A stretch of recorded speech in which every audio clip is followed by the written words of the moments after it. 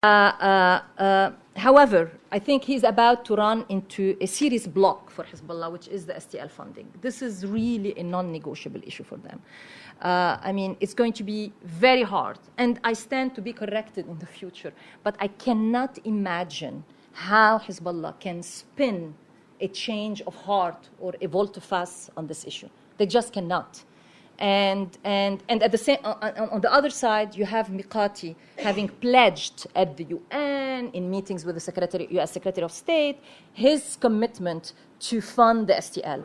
I mean, we are now heading toward a collision course, and even if Miqati were to threaten with his resignation, I personally would bet that Hezbollah will be willing to live with that and try to form a new cabinet.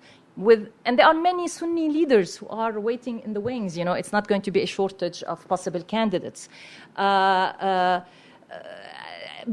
they are trying. They are still, in my opinion, and Nassif's article, for those who speak Arabic, is a must-read because it's really an interesting analysis of what's going on inside Hezbollah. And in my opinion, somebody fed him the words and the message out there. They are still trying to reconcile these two competing objectives, and the way they are going to do it is with how they are going to do that, with how they are going to debunk the STL funding, and how they are going to debunk the STL. But there is no doubt about it that they are now in a direction of in a direction of having the STL die a slow death. And the way how they're going to do it is what is debated and what is discussed now.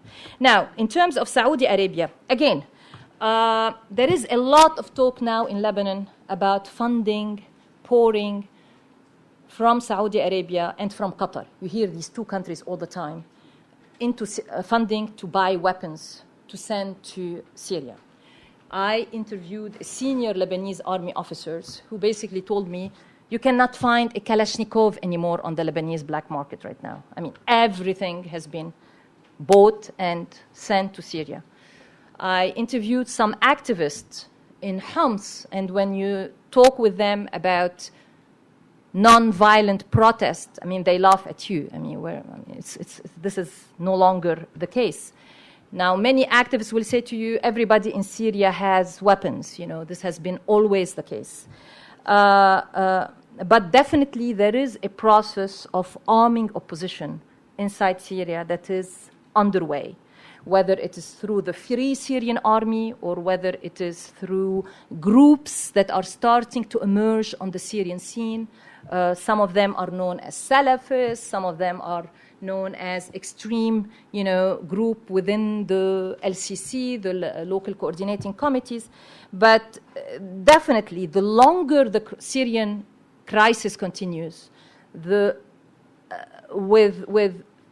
now, people still are hoping that the international community will intervene through a no-fly zone. And the no-fly zone will then promote a major scale, I would say, a wide scale of defections in the Syrian army. I interviewed some of the members of the Free Syrian Army who are now in Istanbul, and their argument goes, the major deterrent to defection is the threat of the use of air power by the Syrian army, that once this is in place, once there is a no-fly zone, once that threat, that capacity is stripped from the Syrian regime, you are going to see wide-scale defections in the Syrian army. So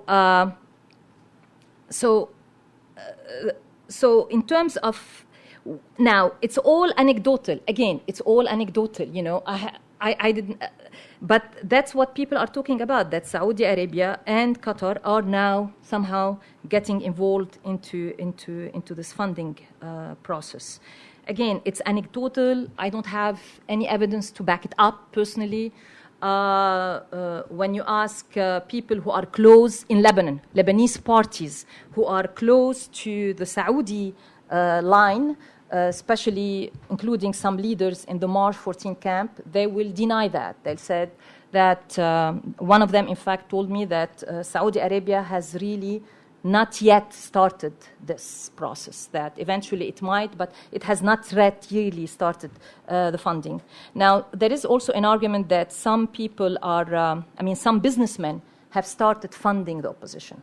Those who were sitting on the fences, and they call it protection, insurance for the future. So basically you have many of the wealthy businessmen in Damascus, in Homs, and some in Aleppo, who now are funding, the Shabiha when they are called upon to fund the Shabiha, and who are now also giving some money to the opposition. And part of that money is being used to buy weapons on the black market, whether it's in Lebanon or, somewhere else.